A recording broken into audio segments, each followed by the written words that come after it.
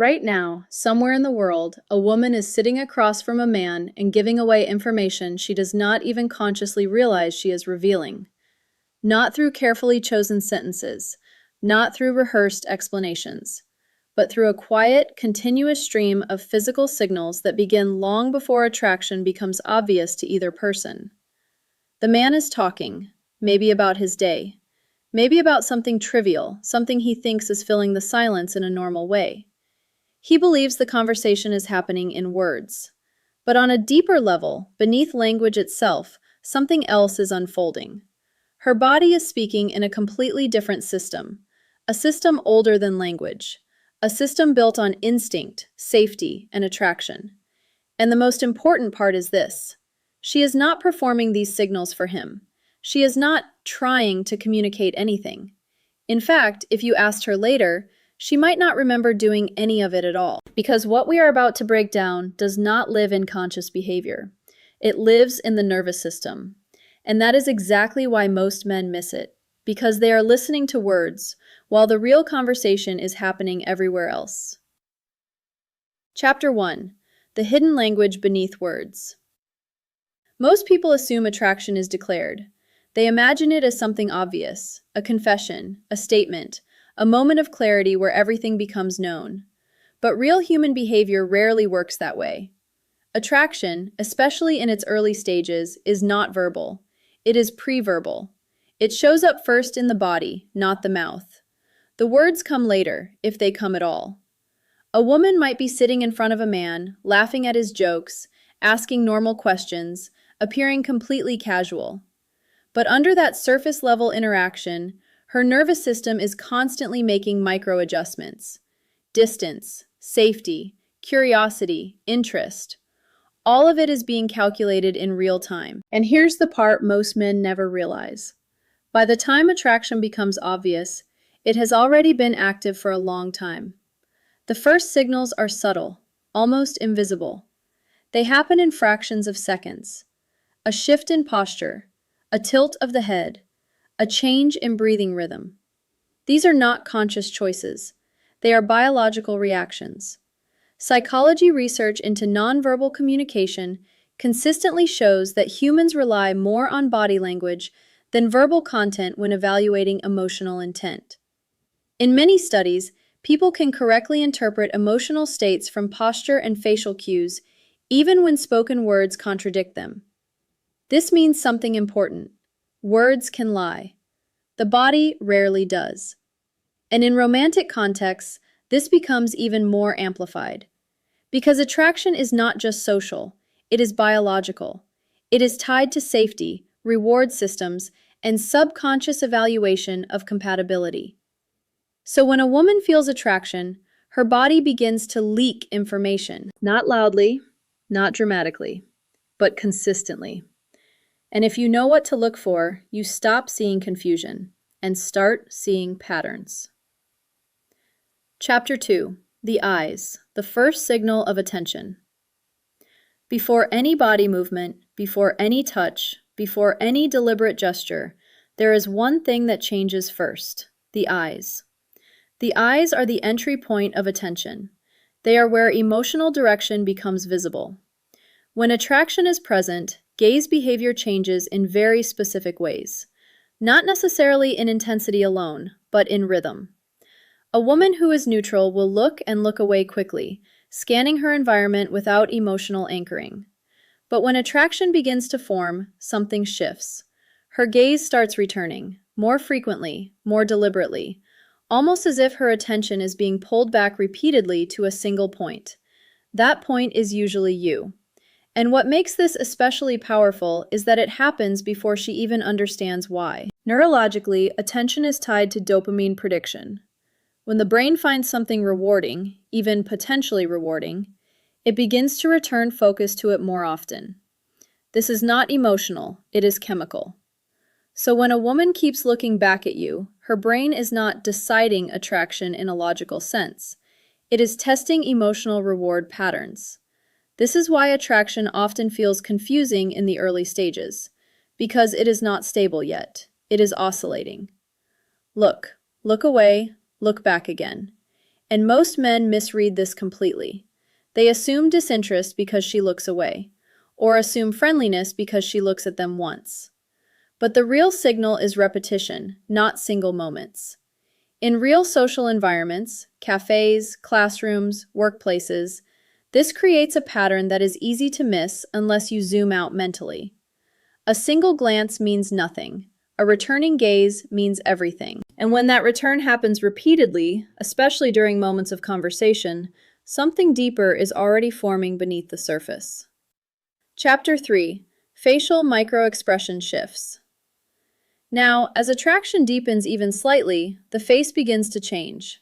Not dramatically, not in obvious ways, but in micro-adjustments that are often too fast for conscious awareness. One of the most common changes is softening. The muscles around the eyes relax. The jaw becomes less tense. The expression becomes more open, less guarded. This is not intentional. It is the nervous system reducing defensive readiness. From a psychological perspective, this is significant, because humans naturally hold tension in unfamiliar or uncomfortable situations. When that tension decreases in someone's presence, it suggests a shift in perceived safety.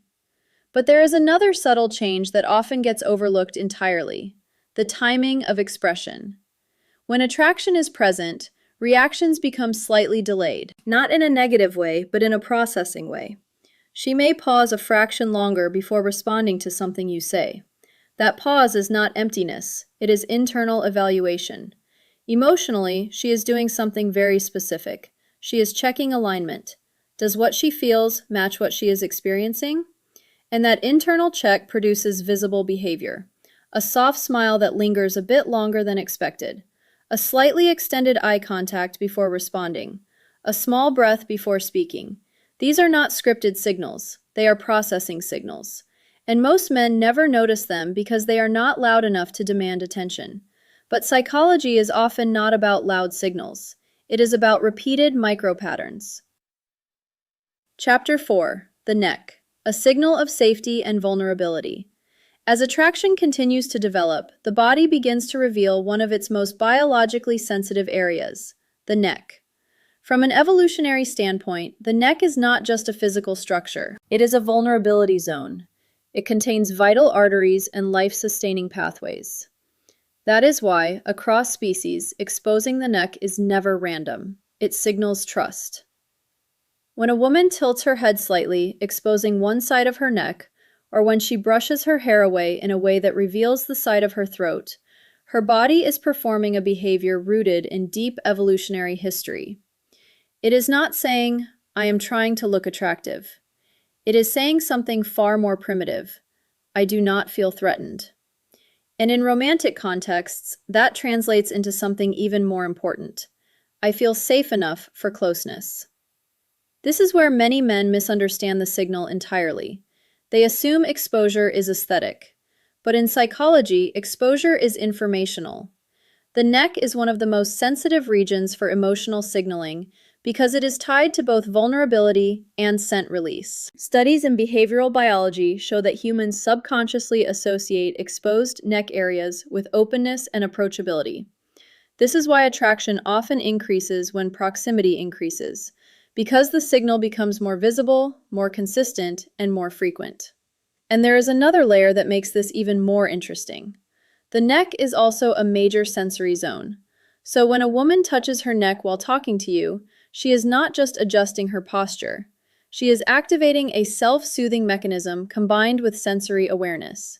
In simpler terms, her body is simultaneously calming itself and increasing awareness of your presence. That combination is powerful, because attraction is not just excitement, it is calm excitement. And the neck is one of the first places where that contradiction becomes visible. Chapter 5. The Wrists. Vulnerability in Motion. If the neck signals safety, the wrists signal openness. Specifically, the inner wrists. This area of the body is rarely shown in defensive postures. When people feel guarded, their wrists rotate inward or disappear from view entirely. But when comfort increases, something changes. The wrists become visible. This can happen in extremely subtle ways. a hand resting on a table with the palm slightly upward, a gesture that exposes the inner forearm, a casual movement that unintentionally reveals the pulse point. None of this is deliberate. It is all posture leakage. From a psychological perspective, exposed wrists represent reduced psychological defense. They indicate that the person is not actively protecting themselves from interaction. But in romantic contexts, something more specific happens. The exposure becomes rhythmic. It repeats. And repetition is what turns behavior into signal. One isolated gesture means nothing, but repeated exposure during interaction suggests sustained emotional openness. This is where attraction begins to move from passive interest into active engagement. Because now the body is not just reacting, it is participating. And participation is the first step toward emotional investment. Chapter 6: Legs and Direction, the Truth of Orientation. If there is one part of the body that reveals honesty more than any other, it is the lower body. The legs do not lie easily. Why? Because they are not socially controlled to the same degree as the face or hands. People think about facial expressions. They manage tone. They adjust gestures. But legs operate more freely. And that freedom creates truth. When attraction is present, leg direction changes. Feet orient toward the person of interest. Knees subtly angle in their direction. Even in group settings, where attention is divided, the lower body often maintains directional preference. This is not conscious behavior. It is orientation bias. The brain allocates physical alignment toward perceived interest. There is also a physiological component. When adrenaline or dopamine increases, the body experiences slight restlessness. This often manifests in small leg movements, shifts, adjustments, gentle bouncing. Not because of discomfort, but because of activation. And activation is one of the clearest indicators of emotional engagement. When people are emotionally neutral, their bodies are still. When they are emotionally stimulated, their bodies move. Not dramatically, but continuously. And that continuity is what reveals the truth. Chapter 7: The Torso, the Center of Emotional Alignment. Now we reach the most revealing signal of all, the torso. Unlike the face or hands, the torso represents core alignment. It houses the body's central systems. It is the axis of orientation. And in human interaction, where the torso faces is where attention truly is. When attraction is present, the torso turns toward the person of interest. Even in environments filled with distractions, the body subtly reorients itself. This is not about politeness. It is about psychological prioritization. Facing someone directly indicates inclusion. Angling away indicates emotional distance. But here is what makes this especially powerful. The torso does not fake well. People can control their words. They can control their expressions. But maintaining unnatural torso orientation is difficult over time. The body eventually returns to its preferred alignment. And that preferred alignment reflects interest. In behavioral studies, full body orientation has consistently been one of the strongest predictors of interpersonal engagement. When people are attracted or emotionally engaged, they naturally face each other more directly and more frequently. This creates what psychologists call alignment clustering. Multiple signals appear together: neck exposure, wrist visibility, leg orientation, torso alignment. And when these cluster, attraction becomes statistically more likely. Not guaranteed, but strongly indicated. Final reflection: what all of this actually means. When you combine all of these signals, something important becomes clear. Attraction is not a single behavior. It is a system, a network of microsignals that reinforce each other across time. The mistake most people make is looking for one definitive sign, one moment that confirms everything. But human psychology does not operate in absolutes. It operates in probabilities. And attraction increases probability through repetition. A glance becomes a pattern. A gesture becomes a habit. A posture becomes alignment.